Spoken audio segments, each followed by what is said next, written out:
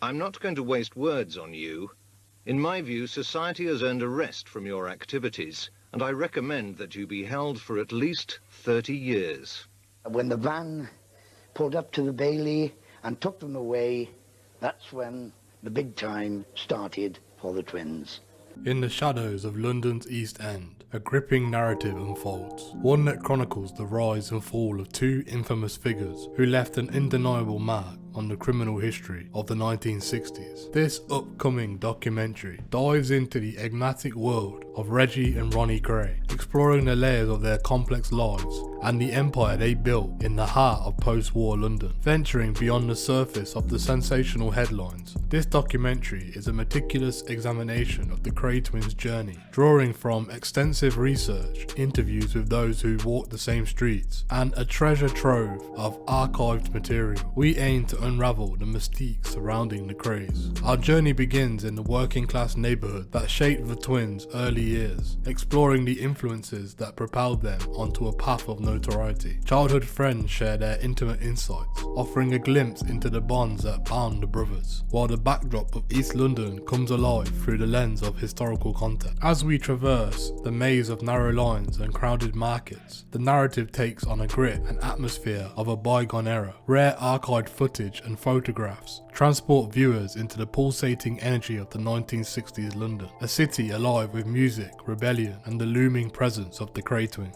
The Krays' ascent to power unfolds against this backdrop, revealing not just the criminal masterminds, but the charismatic figures who navigated a world where the lines between celebrity, politics, and organised crime blurred. However, beneath the glamour lies a darker reality, a world of criminal enterprises, brutal turf wars, and lives forever altered by the Krays' reign. As this documentary progresses, it delves into the cat and mouse game with law enforcement, the betrayals by former associates, and the unravelling of the twins' empire. The narrative becomes a riveting examination of the inevitable downfall that awaited them. The legacy of the Kray twins persists in the alleyways of East London, and this documentary seeks to explore not just the criminal history they left behind, but also the broader impact of the cultural fabric of London. Interviews with surviving associates, historians, and those who witnessed the era firsthand provide a comprehensive look at the enduring consequences of the Krays' rule. Step into the world where legend and reality intertwine, where the streets themselves bear witness to a tale of power, crime, and the consequences of living on the edge. This documentary invites you to unravel the shadows of an empire built by the Kray twins and explore the complex legacy that they left behind in the city they once ruled. March 1969. Ron and Reg Kray were found guilty of murder at the Old Bailey. Mr. Justice Melford Stevenson, sentencing them to life imprisonment, told them, "I'm not going to waste words on you. In my view, society has earned a rest from your activities, and I recommend that you be held for at least 30 years. When the van pulled up to the Bailey and took them away, that's when the big time started for the twins. The real big time, big bucks, not the penny ante stuff that went on before. The whole gangster syndrome started for them in 1969. That's when they started making big, big dough.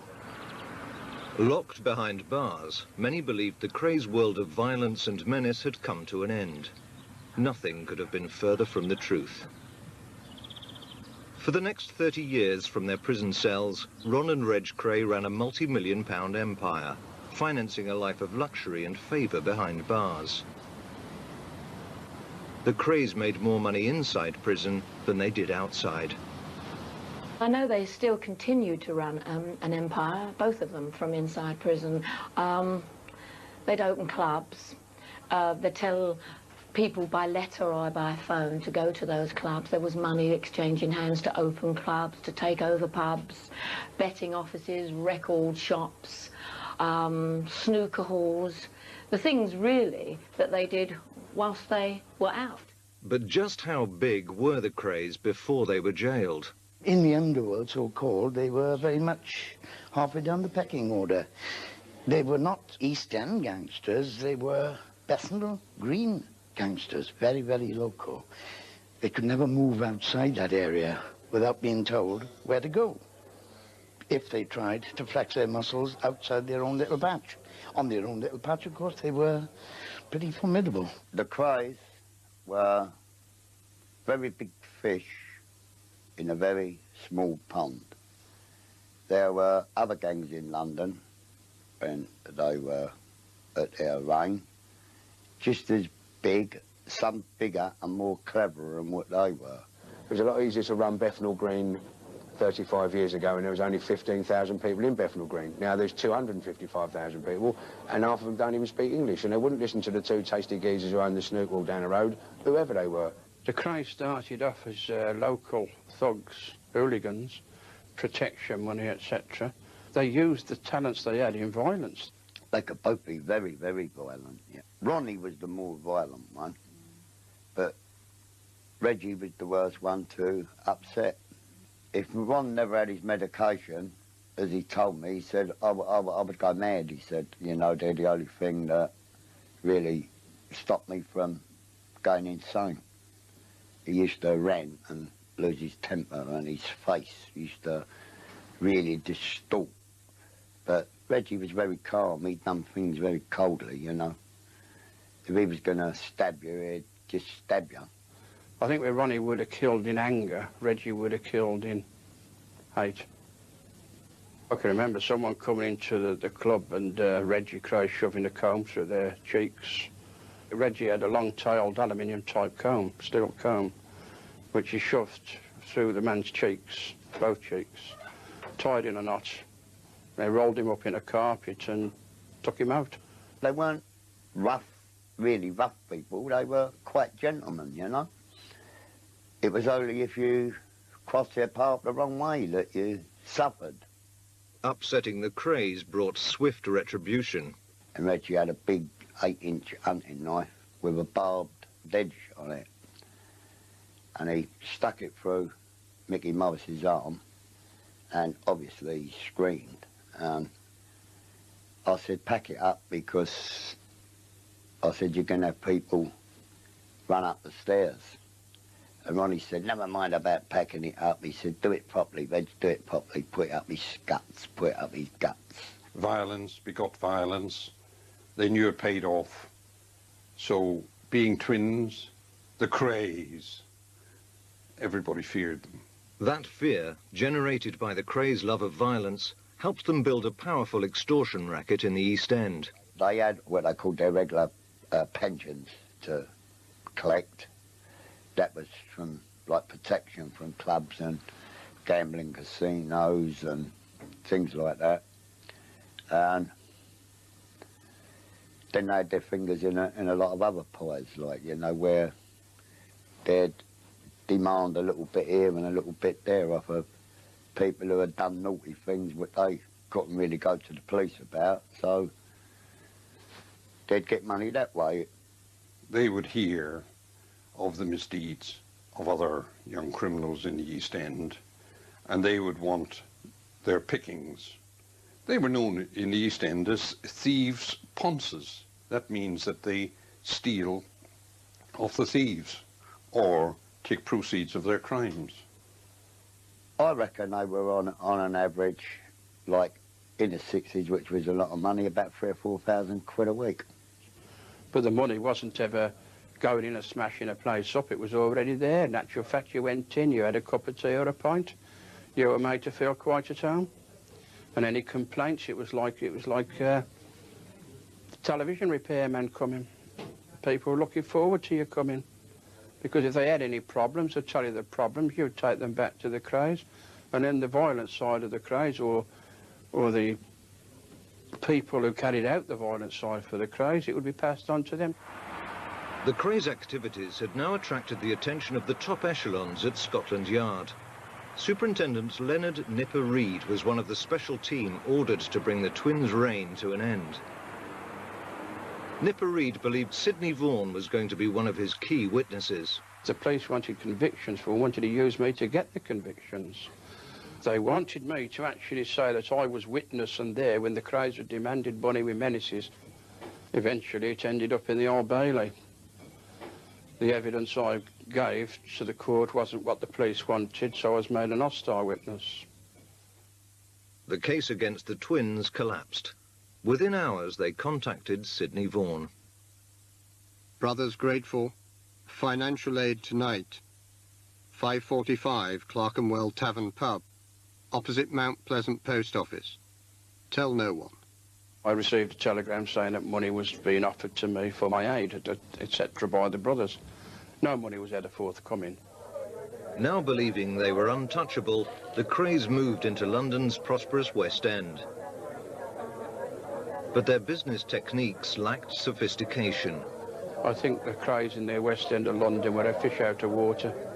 So they couldn't hold the same kind of code of silence, the same kind of code of loyalty. They couldn't put pressure on people who were already paying other gangsters, if you like, or other organisations.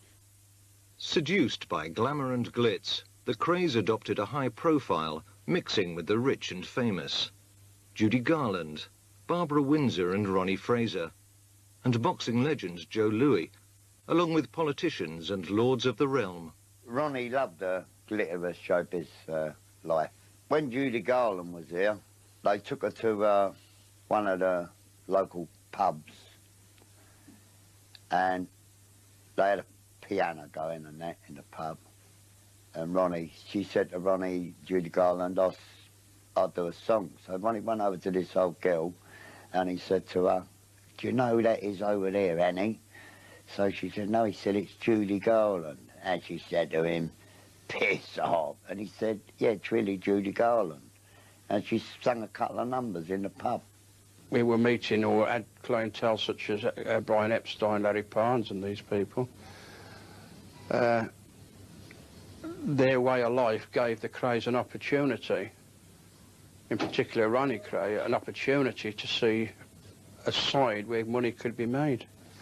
This brought in the mafia connections for the Beatles, because the mafia were very interested in that time in getting the Beatles into Las Vegas, because they had all the other big people there. Every stars ended up in Las Vegas, but the Beatles never did. But it never came off, although I think, well, I know Brian Epstein paid Ronnie money. He never actually signed any parts of the Beatles over. In March 1965, the Krays were forced to temporarily abandon the bright lights of the West End and go into hiding when Ron killed a rival gang member, George Cornell.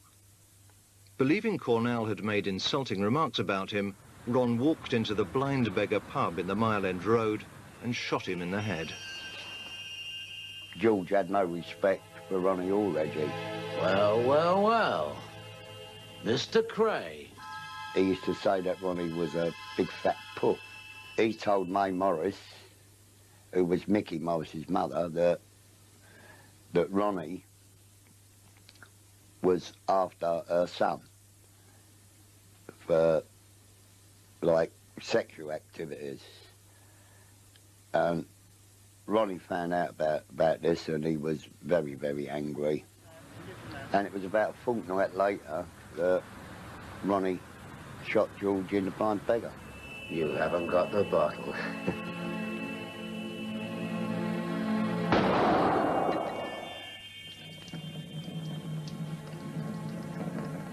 Anyone who gave evidence against the Kray twins was very brave indeed. But I think one of the bravest women I've ever met was Patricia, a very gallant woman, a barmaid in the Blind Beggar Public House in March of '66. I was talking to George. He was a regular customer. And all of a sudden he said, look who's here. And as I turned, Ronnie Kray came in with another fella. And as they came level, Ronnie and the other chap just suddenly had guns in their hand. Shot George and then turned towards me. And it's the only time I think I've seen Ronnie smile. And I thought, I think he's going to shoot me. And I realised that if I ran up the stairs, I could get shot in the back. So I just ran for the cellar and jumped the whole of the cellar stairs. And a shot was fired at Patricia, which whizzed past her ear into the wall behind her. It was probably an attempt to silence her forever. And I was scurrying round there like a frightened rabbit. I was trying to get behind barrels, crates, and realising there was just nowhere to hide. And I've never been so scared in all my life. And then it went very, very quiet. And I came up the stairs and Patsy, the governor of the pub, said to me, "Who is it?" And I said, "George Cornell." And I said to him, "Get me tea towels out of the steriliser." But I didn't realise how much of the back of his head was missing. All the blood was coming from the back and bits of brain. And I was trying to hold it together. What a brave woman, after 2 years, to come forward and give evidence of what she saw. 18 months after Ron Kray shot George Cornell, it was Reggie's turn to commit a high-profile murder. The Krays commandeered the flat of a local woman, Carol Green, forcing her to go to the home of her neighbour and best friend, Kitty Diamond.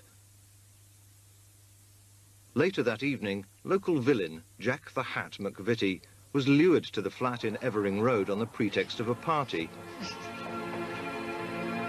When Carol returned in the early hours with her boyfriend, she walked into a nightmare.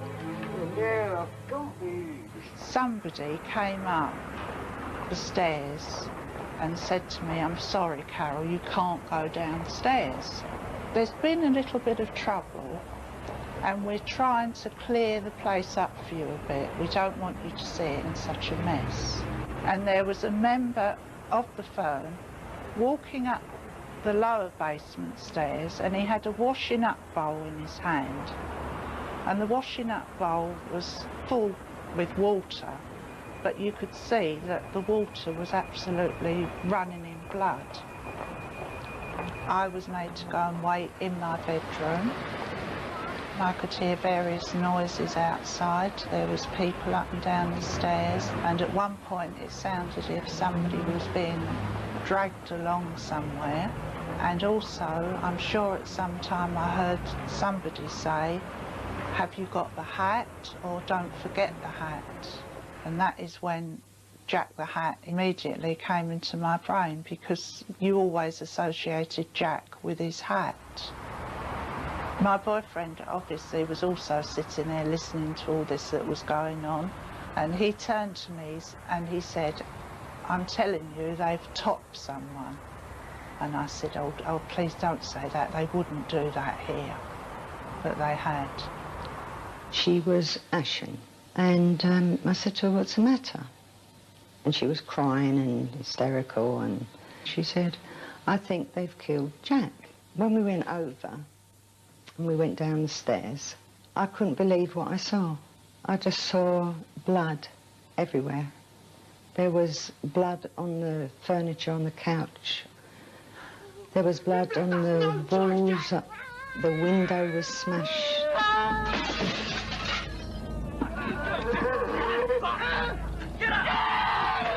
There literally was blood everywhere. It looked like a slaughterhouse. Reg stabbed Jack the Hat in the neck, severing his jugular vein. About 6 months after the murder, I was told that Reg would like to see me, and I went down there, and he was there with about 4 or 5 of his henchmen, and so-called. And he said to me that he'd heard that I was saying that they'd killed Jack the Hat. And I said, no, I hadn't. And he said, if we find out that you have, we will kill you and your 3 sons, and we won't think twice about it. In his books, he writes that I was a prosecution witness against him, even though he paid for my husband Billy Collins's defence, which is an outright lie. Not a mistake, a lie. The flourishing combination of lies, myths and rumours which followed the murders of Cornell and McVitie enhanced the Krays' reputation. People wanted to really know what the Krays were about. Was it true that they were 6 foot deep voices? Was it true that they were killers who had bodies under every motorway flyover in the UK? Was it true that they'd killed 20 or 30 or 40 or 50? How many bodies were around? Who knew? When we all talk about the number of people the Krays killed, they didn't necessarily go out and kill these people themselves, but they got others in to do the jobs for them. They had their own personal things, but they didn't go around smashing everybody up. Only the people they didn't like personally. The others was just business to them. And they'd send their lieutenants to do the violent side. How many did Ron actually kill? Maybe a half a dozen. How many did Reg actually kill? Maybe 2 or 3, something like that. But how many did they have their members of the gang kill? It was a lot. All in all, they got rid of, I reckon, around 30 people. How they used to get rid of their bodies was they had a Polish fella. He was an elderly man over in South London, and he used to smelt aluminium.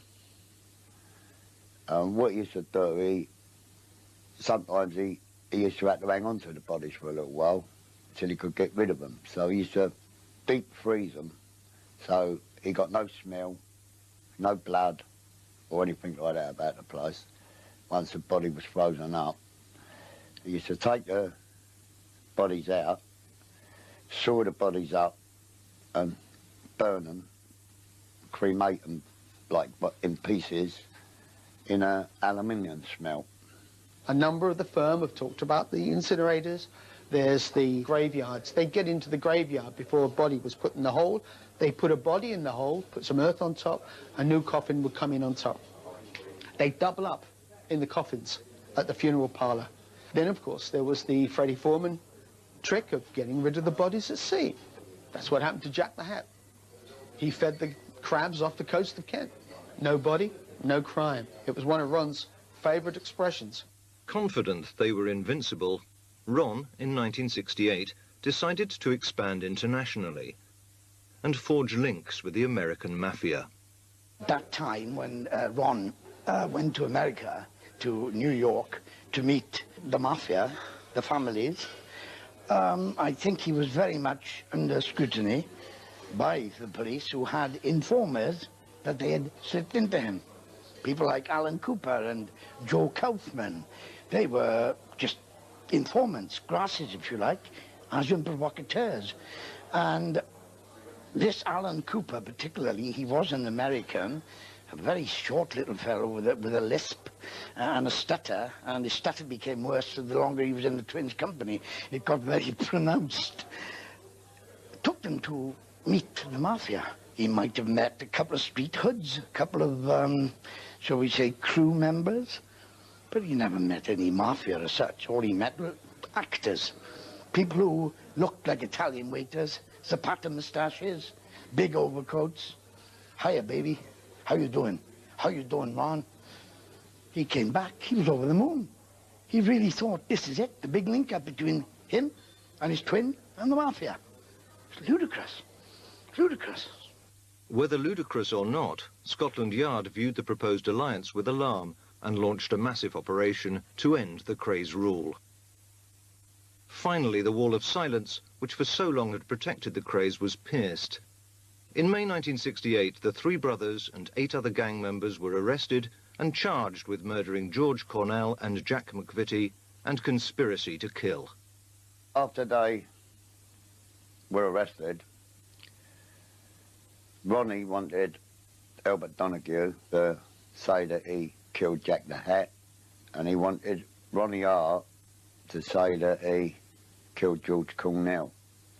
And I said they'd take the rap for all the long firms and all the other little cases of violence. Ronnie liked obedience, and he was very angry and annoyed when they wouldn't do it. Key witnesses were now prepared to stand up against the Kray gang. 3 women were crucial prosecution witnesses: Kitty Diamond, Carol Green, and Patricia Kelly. After giving evidence, all 3 lived in fear for many years. 2 were given new identities. After an 8-week trial, Ron and Reg were jailed for life. Charlie was sentenced to 10 years. As they were driven away to start their sentences, many believed Britain's most dangerous organised crime empire had finally been smashed. But they could not have been more wrong. They weren't organised. They were the most disorganised criminals prior to 1969, certainly I've ever heard of and knew of. But since their incarceration, then it became a real organised enterprise. The Kray Empire started in April 1969. In episode 2, how the Kray Empire flourished and grew behind bars.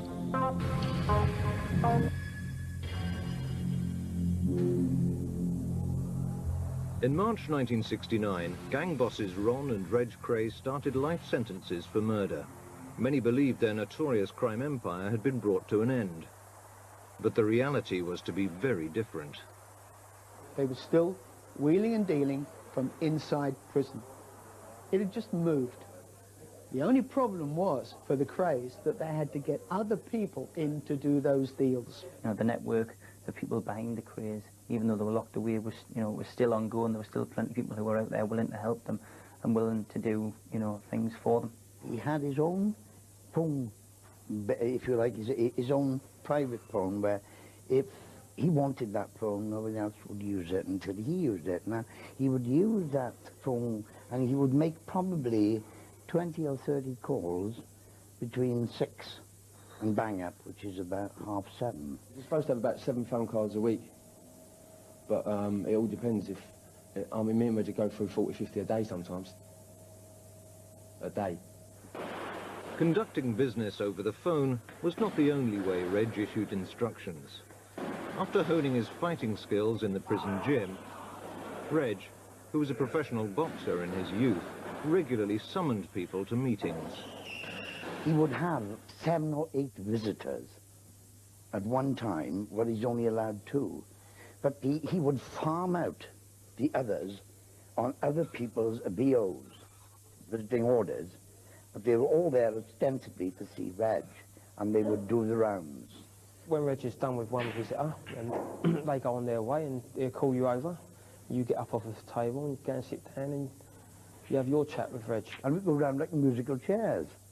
And sometimes visitors went maybe 200 miles to see Reg, and they had maybe 3 minutes of his time. And if they couldn't come up with what he wanted, they wouldn't get 3 minutes even, you know. He was he was chairman of the board, really. It was a business meeting. It wasn't a visit. Reg wasn't in jail. Reg was in his boardroom. He hated Easter. He hated Christmas because he would have to take 2 or 3 days off from his business. Then he would ring, should we say, day after Boxing Day, say, thank God I can get back to business. So boring, these holidays, aren't they? It was quite Python-esque, but it happened. And Reg was very much money first, last, and in between. And he didn't care who got it for him or how they got it, or as long as they got it. He always said, I am the one who makes the rules. I do the business. He was the boss of crime. Reg was issuing contracts on people to stab them, to shoot them, to do something to them, to make sure that they knew that they weren't supposed to do that again. That's the way Reg Kray was. So he was paying people to do things outside of jail. I had muscle for hire in my job. I had 500 doormen that were fighting 2 or 3 times a night on the door of a nightclub, and to go and give someone a good right-hander 400 and 500 quid, they were for hire. And he felt it very easy to then call that upon me. I then didn't want to do it, but like in anything at all, once you've done something once, it's really hard to not do it again. Anyone wanted to get, he wanted sorted out whilst I was around for him, I'd get it done. You know, people use this word contracts, but like, we're not talking about contracts to kill, but you know, anyone needed livening up a little bit, it'd be me who'd get it, I'd either do it or sort it out for him. When Ron Kray was attacked by Peter Sutcliffe, the Yorkshire Ripper, in Broadmoor, Ron wanted to call it a day. Ron said, look, it's over with, forget it. But Reg could not, he could not forget. Somebody had attacked his twin brother. It was Reg's reputation that was on the line. It wasn't Ron's. It had nothing to do with Ron. So Reg said, right, I'm going to get this guy. He found somebody who was going to be transferred to Broadmoor. He issued a contract on Sutcliffe. And this guy stabbed Sutcliffe in the eye. A court later ruled that the attacker, a friend of Reg's, was mentally disturbed. Reg never stopped intimidating people, in my view. When he got comfortable with me, after a year, he started asking me to intimidate people for his own gain, of which I did. The first thing Reg asked me to do was go around and evict someone that shouldn't have been in a house for another friend of his. Reggie told us to go there very early on a Sunday morning, knock on the door, give him the worst hiding he had ever had. Which we did. We went there, knocked on the door. As soon as he comes out, like, I smashed him as hard as I could in the face. And I broke my hand. Looked at my hand, my hand's collapsed. And now the guy that's with me, he's got a snap-on ratchet with him. And he put this all about his face. Like nobody's business. This guy was totally unconscious. Jumping up and down on his face. Get in the car, like, we bugger off. Get down to the prison, we tell Reg, right, it's sorted. He didn't have 2 words to say, well done, that was it. Like, now I'm thinking this bloke's dead. His nose was on one side of the floor and his teeth were on the other side of the fence. And he didn't even know his own name. And Reg didn't give a monkey's to tell the truth. And as far as he was concerned, he was doing a favour for a little boy in a prison that was doing him favours. One of my sons encountered Reg Kray in Parkhurst prison. And my son had not gone in the name of Collins, which is the name that Reg should have known him by. He'd gone in his surname of my second husband. But that didn't stop Reg going and saying to him, your mother gave evidence against me at the Old Bailey. And somebody ran past him and sliced his face open with a razor. Reg Kray was what I would call a manipulator of people. He was a guy who usually got what he wanted, one way or another. He had a lot of influences in the prison and on the outside, and many times Reg asked people and myself to follow prison officers and just let him know where they lived, what type of background these prison officers had, whether they had a family, children, so on. And then he would use that as intimidation for prison officers when he was on a visit, to turn a blind eye to any packages or any money or anything that shouldn't have been happening. Could you please go and see someone and make sure that he doesn't call me a dirty, stinking killer? Because it's not true. I'm not a dirty, stinking killer. I may have been a killer, but I wasn't a dirty, stinking type. Could you please go and see him or ask someone, maybe he'd throw a name at me, to make sure that he doesn't say it again, please? Nicely, of course. And this happened. I was owed money at one point by an agent whose name we won't mention, but I think he knows who he is. Owed me quite a considerable amount of money. And for months I'd be saying, well, you owe me money. He said, oh, Richie, you'll get it when I got it, blah, blah, blah. And in the 2 days after I'd been to visit Reg, it'd been in the papers that I'd been to visit him at Maidstone, and the following day I got a cheque from this agent. And to this day, I can only put it down to the fact that he went, oh, Reggie, I'll go with the money. After 4 or 5 years waiting for Reg, I could have had any man taken off the street at a click of my fingers. And I felt more powerful than I ever felt in my life. And it was unbelievable. It was a feeling of, I felt untouchable. I was touchable. I was very touchable. But you don't see that. To succeed at something like the twins have succeeded at, on the scale that they have succeeded, you can't do it without a hint of violence, a hint of menace. And believe you me, the twins were the original merchants of menace. In 1980, Ron and Reg Kray were separated. Ron's mental stability had deteriorated. He was declared insane and sent to Broadmoor. He was still organising things from inside Broadmoor. And the things that he used to wear and the people that things used to send me in with, I'd go and pick up 3 pure white silk shirts, beautiful Italian silk shirts, and take them into him. And he had a tailor called Barry Scott come from Wembley, go into Broadmoor, stand him up, measure him up every 6 months for a silk Italian style suit. Crocodile shoes, £300 a pair. He had access to lots and lots of dough. He had his bank accounts, his building society accounts. He was a little more, surprisingly, a little more shrewd than Reg in that respect. I remember being called out one day to Broadmoor by the canteen man. I was with Charlie Kray at the time. We'd had a wonderful visit. He was never in a good mood with Charlie Kray. Ronnie. He'd tell him off and have a go at him at the table. But this particular afternoon, it was good. As we left, the canteen man came out and said, "Charlie, can I talk to you for a moment?" Say, "Well, what's the matter?"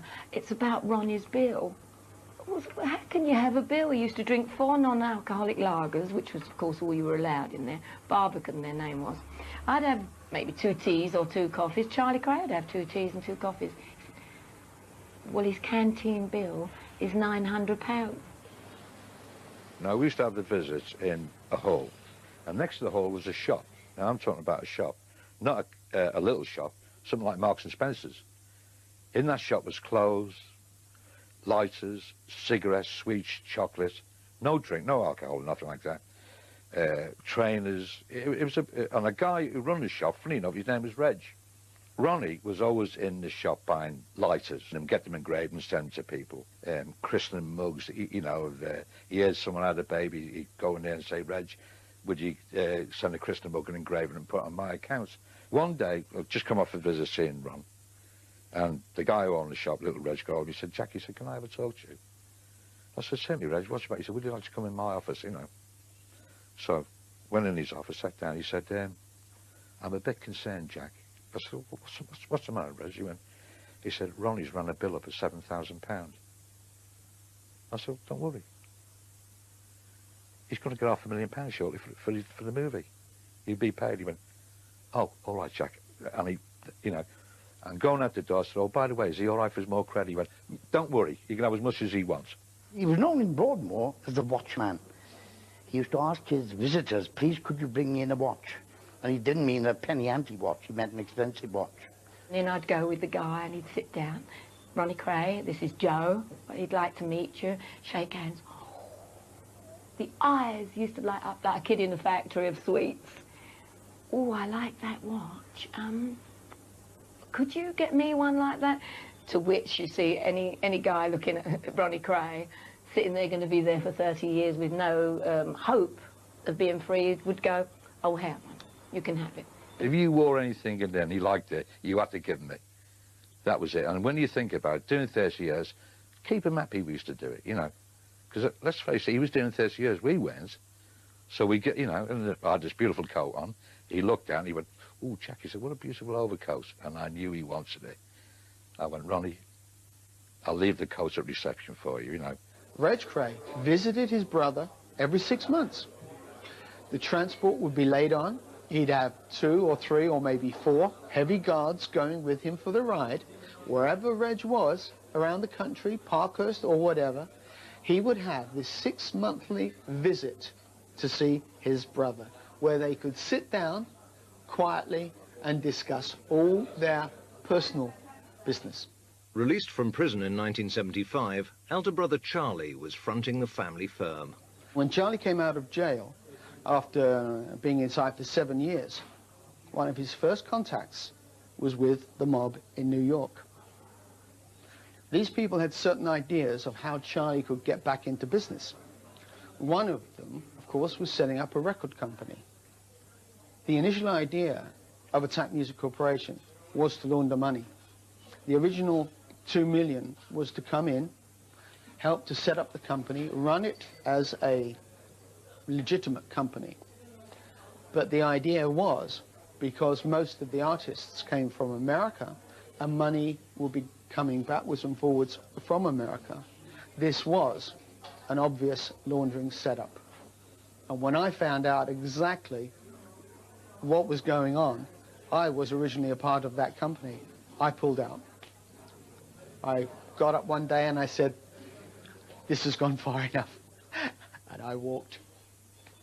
Attack Music Corporation went out of existence in the late 1980s. I had sawn-off shotguns stuck under my nose and told, "You be quiet about this or else." I've been threatened, people telling me that they'll pick my children up from school. And when Charlie Kray tells me on the phone he'll take care of me, even if he has to spend the rest of his life in jail, this is serious business. Although protecting their money laundering scams was paramount, Reg was constantly looking for new ways of generating cash. Fellow prisoner Bradley Allardyce, who during his 10 years inside became so close to Reg that Reg referred to Bradley as his adopted son, remembers one very lucrative prison visit. You know, I mean, for instance, two people from Blackpool come down to see me and Reg on a visit and said they owned hotels, and they just sold up all their hotels and asked Reg if they could open a club in Blackpool called the Krays. And Reg said yes, and they give him £30,000. 6 months later, we didn't hear nothing for 6 months. 6 months later, they've got in touch again and said, Reg, we decided against doing that club. Didn't even mention the money, didn't even ask for the money back. Every week, I would say, that Reg come out with a new business idea. Some of them were workers and some of them wasn't, but he'd insist on putting equal amount of effort into each project. He earned a shilling and spent 1 and 6 all his life. So did his brother Ron. And I really do think, taking it to extremes, that if Reg had earned £10 million in the years he was in prison, he would have spent £10.5 million. Because ostensibly it wasn't his money. He didn't really care. He was enjoying it. Had all he wanted, and his friends had all they wanted. It meant freedom. No one telling me what to do. I could tell people what to do. It meant having money, even though I weren't spending it. It meant walking down the street and people saying, works for the twins, that boy. Reg sent a limousine for me. Now, this car was meant to have been President Eisenhower's presidential Cadillac of 1956. They come and open the car to me like I'm a king. I'm at the bar now and champagne's being thrown at me. Now, what does that tell you? What the name of the Kray can do for you? And he had this huge, huge ego that was being fed incessantly by his army of groupies, camp followers, and admirers. Reggie's biggest financial coup was a lottery winner, Cole Crompton. He won £11 million on the lottery. He gave Reg £100,000. Reg asked him if he could borrow it to set up a few business deals and this and that, and Cole said, yeah, that would be a pleasure. And Reg asked Carl if he could make out the cheques for £33,000 each. And Reg got back to the cell and got out a piece of paper from his drawer, sat down and spent that £100,000 in about 15 minutes, writing down a list of people to give it to, debts to pay as well. You know, about a week later, he was up saying, right, come on, we've got to get a few quid. I said, like, Reg, that was grand last week. One day I went to see Ronnie on a visit, and I come out with this idea to him. I said, Ronnie, I said, look, I said, we've got the best name in the business. I said, why don't we do a personal bodyguard service for film stars and Arab noblemen? So he said, yeah, because he always agreed with me, Ronnie. He said, Jack, he said, what a wonderful idea, because he was an auto show business and that type of thing, you know. So I thought of this thing called Kray Enterprises. And what it was is we look after Arab noblemen and Hollywood stars. We went in slightly underfunded, but we got over that problem. I come up with this idea.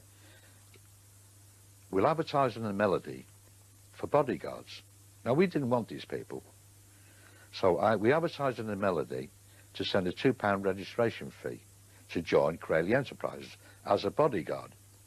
And, you know, it was unbelievable. Within 2 weeks, we had over £17,000 in postal orders.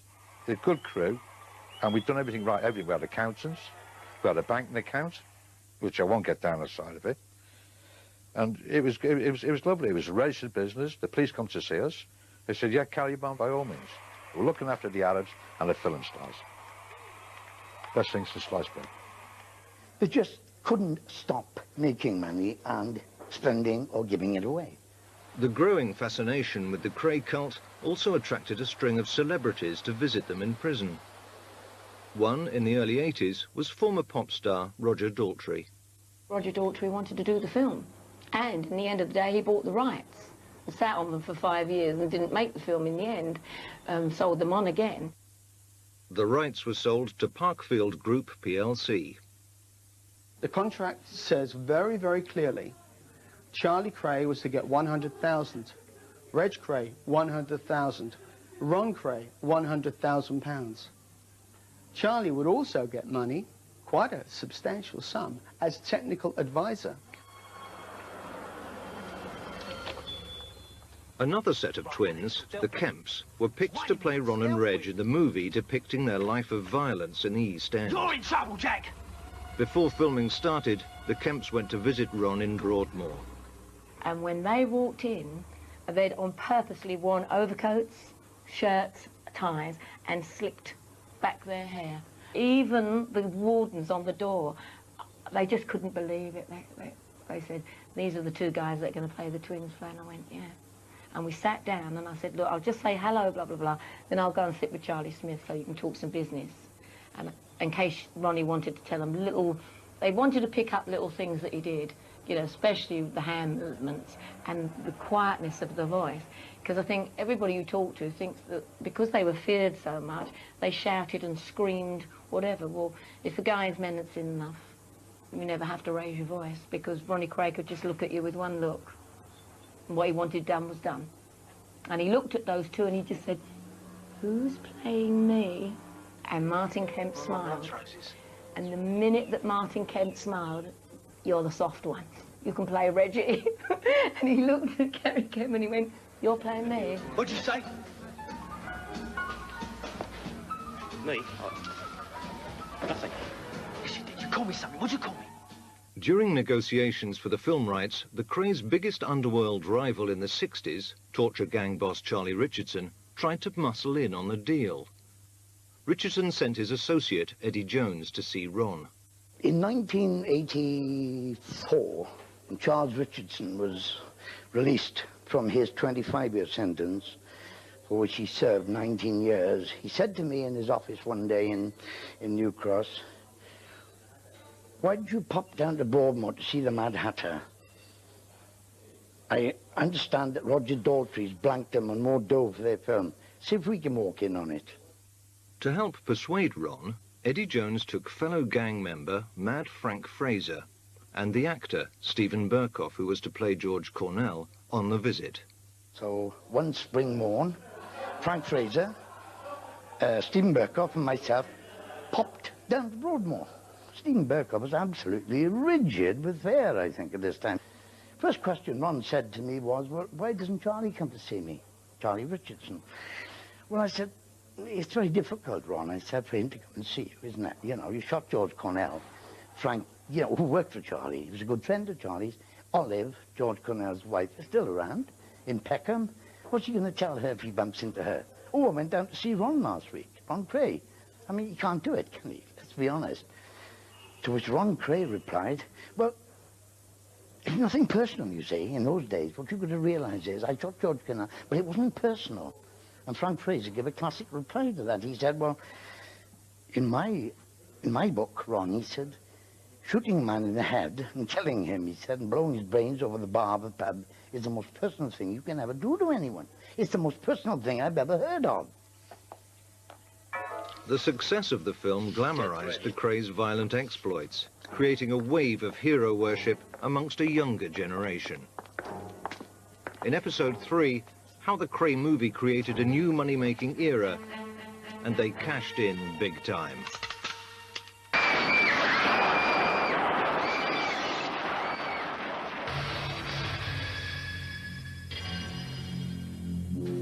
Jailed for life in 1969 for murder, Ron and Reg Kray spent their time behind bars financing a lifestyle of luxury and favour. By the mid-1980s, the world outside had changed, and many of their original money-making activities began to dwindle. The film The Krays brought them cult status and new money-making opportunities. One of their most successful scams was celebrity parties billed as charity events. It was an attempt to give the three Kray brothers a Robin Hood image as they extracted money from hero-worshipping groupies. I've got £80 from the lady down the bottom there. You get your tickets printed and you've got a long list of, I call them plastic gangsters. These are people that are fanatics with the Krays, and believe me, there's a lot of them. Once you've sent all the invitations out to them type of people, you've got to now get some media coverage and decide who's coming to the party, meaning famous people. Now, to do this, what we did, we'd go to the prison and say, right, Reg, who can we get there today? He'd turn around and say, right, Shane Ritchie's come to visit me a couple of weeks ago, there's his number, give him a bell. So you'd ring up Shane Ritchie, bingo, he turns up. Take a nice little video shot of him doing a little auction for Reggie Kray, and all these people are mad on Shane Ritchie, you know. Some of the parties I attended, some of the charity events, I met some fabulous people, some great characters. There was one pub in particular I went to. Everybody had a crazy story to tell. And it reminded me, because I'd just done a documentary about Elvis at Graceland, and I attended a similar party in Graceland where they were talking about Elvis, and they were talking about Reggie and Ronnie exactly the same way. I remember when Reggie did the... Oh, he was lovely, yeah. Celebrities meant nothing to these people, to the twins. I mean, they didn't realise that these guys normally worked for a fee. People like John Altman, Nasty Nick of EastEnders, people like Nigel Benn, people like Ross Kemp of EastEnders. They were divorced from reality there. They were living in a bubble. They thought these people would just do as they asked. And, surprisingly, they did. They turn up for nothing. I think they must get a buzz out of being around these type of people. But the ones that would want paying are the infamous gangsters from the 60s that run with Reg in the East End, that are still around today. They wouldn't, even Reggie's brother Charlie, he wouldn't turn up at one of these parties unless he was getting his palm, like, sorted with a bit of cash, you know. And sometimes I used to laugh at them, like, want to cut £100 out to turn up. Like, we'll take it up with Reg. Well, Reg knows this. And if you don't have Charlie Kray there, now the fans ain't going to buy the tickets. They want to see a Kray. So the Krays turn up, you get the fans. You get the fans, you get the money. So you've got to pay Charlie. When Charlie turns up, you've got the money from the tickets. Charlie was never one to turn his nose up with a free drink or a £5 note or a £10 note. He dined out, obviously, and why not? Many, many, many times over the years. Charlie was a lovely man. He always had a smile, always had a glass of scotch, always told you what you wanted to hear about the twins. I took the crumbs off the table. And let me say this, not an insubstantial amount of crumbs. He really lived a life. He was a nice man. But the twins were making serious money at this time, very serious money. Reg was always on the ball. He wanted the money as soon as he could get it. That was either send it to him in recorded delivery envelopes, special delivery next day, say he got it the next day, or he'd ask you to take the money direct yourself to the prison, which could be quite a lot of money, like £1,000, £2,000, and you take it in, and he would never directly take the money off you. He'd have another prisoner there on another table, and you would give that prisoner the money, and they'd conceal it and take it back with them. And when they got back to the cells at the end of the visit, they'd obviously pass it on to Reg. I did many charities for Reg, and I was never aware, even to this day, that money was siphoned off and went directly to Reggie.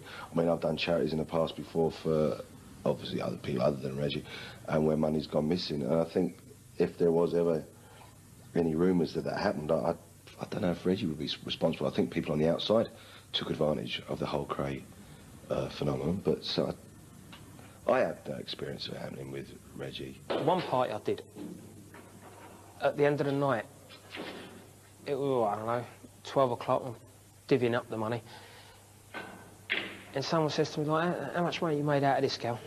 And there was £3 on the table. I said nothing, because I knew the next morning Reg would be on the phone and that money was going to get sent everywhere. And do you know what, sometimes I had even had to pay for the special delivery. The press said Reggie's raised so much money for charity, Reggie's paid this to charity, Reggie's give this to charity.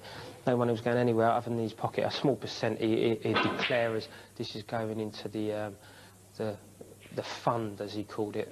There was a young boy, I can't remember his name, from Nottingham, and he suffered from muscular dystrophy, and I think generally they did send him to Florida, but that's before I knew Reg. I did a party in Newcastle which raised £2,100 for Terry Moran, the Burns boy, and as a result of that Reg asked us to do a second party, basically to raise money for himself, but this was obviously something which I'd strongly disagreed with. Ronnie and Reggie Kray said to me, well, look, you can go along there and do a raffle for your charity, but we want some money. we're broke in here, and Ronnie Kray spent money in like water in Broadmoor, buying people presents, sending money out to people, unbelievable things he used to buy in there. And I said, well, look, I'll go along and do the charity. At the moment, EastEnders was the big thing on television, and Leslie Grayson was Dirty Den. And I phoned him up and said, would you like to come along and help me? And he came along, and he bought me some big cuddly toys for the raffle. And at the end of the night, I said to Georgie Dixon and Alan Dixon, well, what are you going to give Ronnie and Reggie? And they said, they can have the money that we took on the door. Well, that's okay by me. All I knew, I had my little envelope with £1,500 in it, and that was going to Harefield Hospital. What they took on the door, what they took from tickets, I don't know, I don't care, but they had to have their money. You've got to remember these tickets that we're sending out are like £25, £30 a throw. The money that we earn on charity events, well, we call them charity events, but that was just a cover. Or money that came in from drugs, or wherever the money came from that we got, would be sent to Ron and Reg, mainly Reg. Reg would say, look, send Ronnie 200 quid.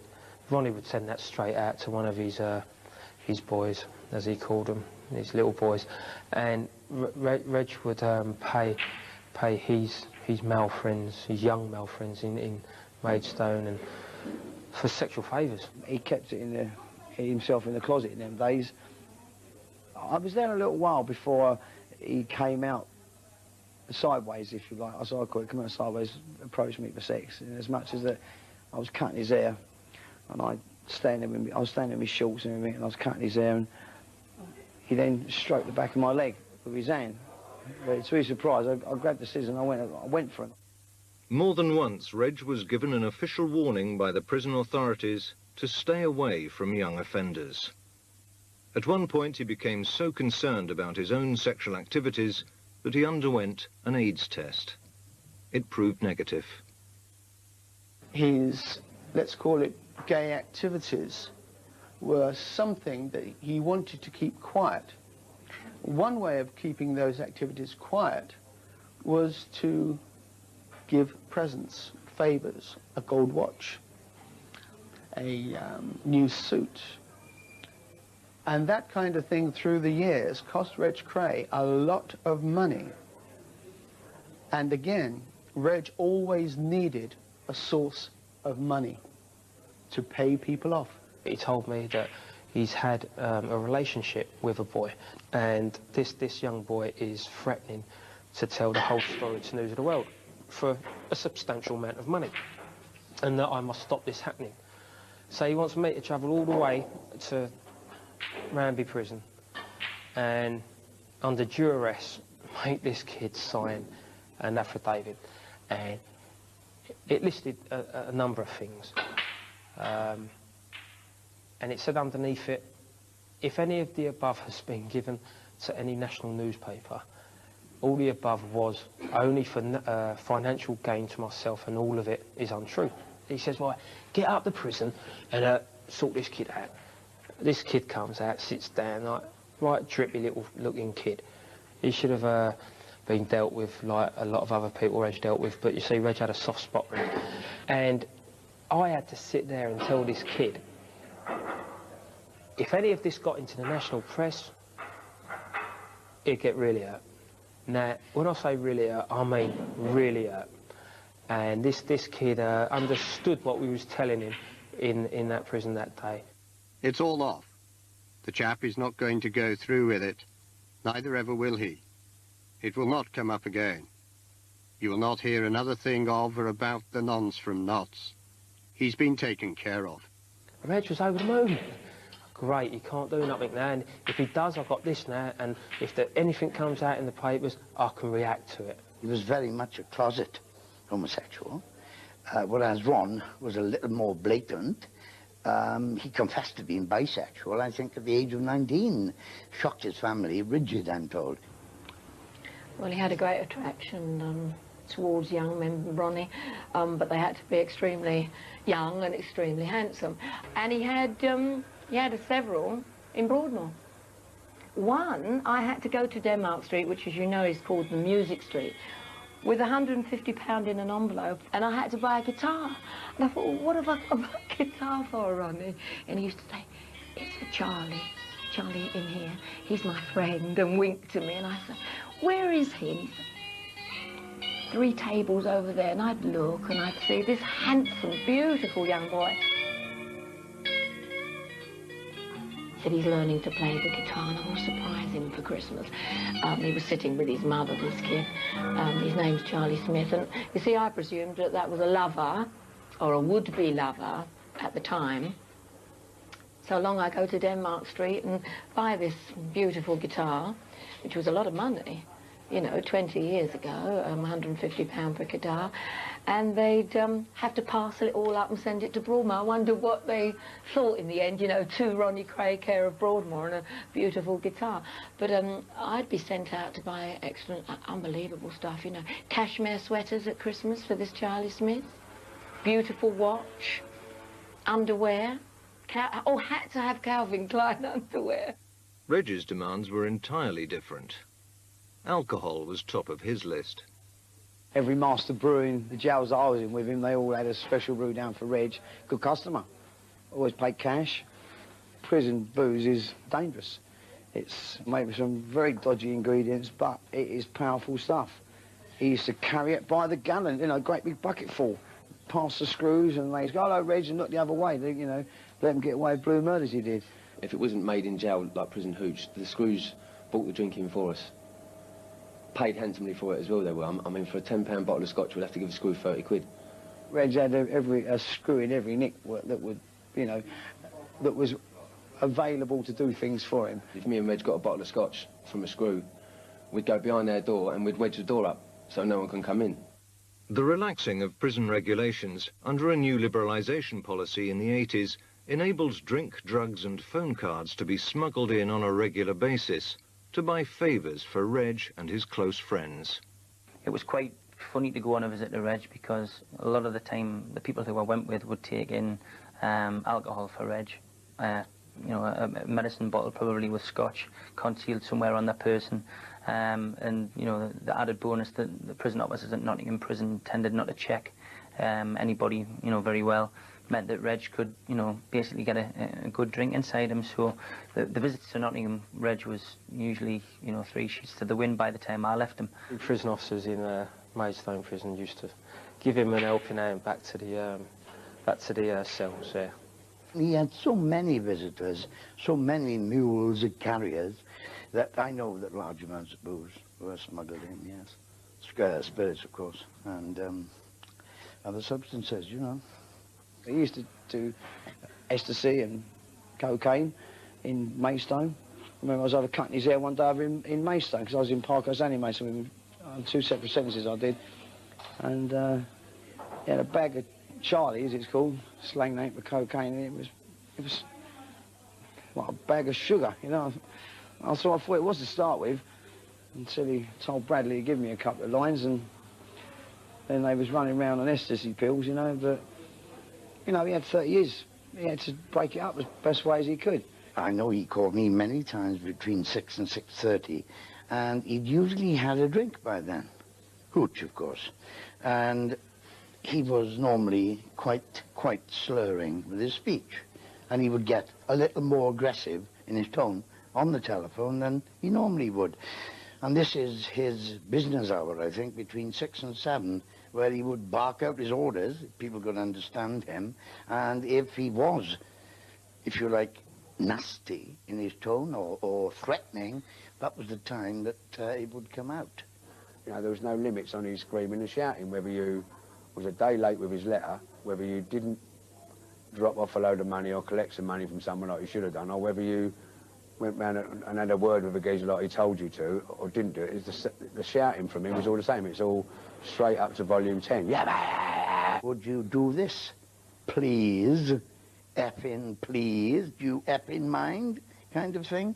And then he would calm down and say, right, thank you very much. I've got to go. I'm going to a party now in someone's cell. I mean, he enjoyed it. You know, it was his party. Ron Kray died in 1995, and the underworld turned out to pay its respects. His funeral was said to be the biggest London had seen since the death of Sir Winston Churchill. Security was paramount. Reg arranged every detail, going to extraordinary lengths for the brother he called his other half. But Reg had an ulterior motive.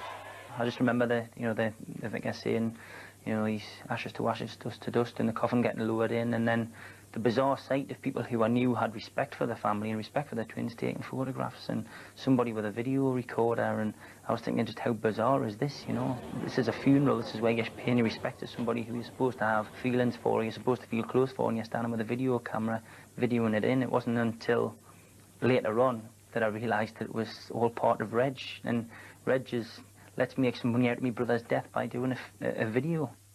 Reg's hopes of making money out of another big occasion, his wedding to Roberta Jones in July 1997, were dashed when prison authority was an attempt to impress the parole board.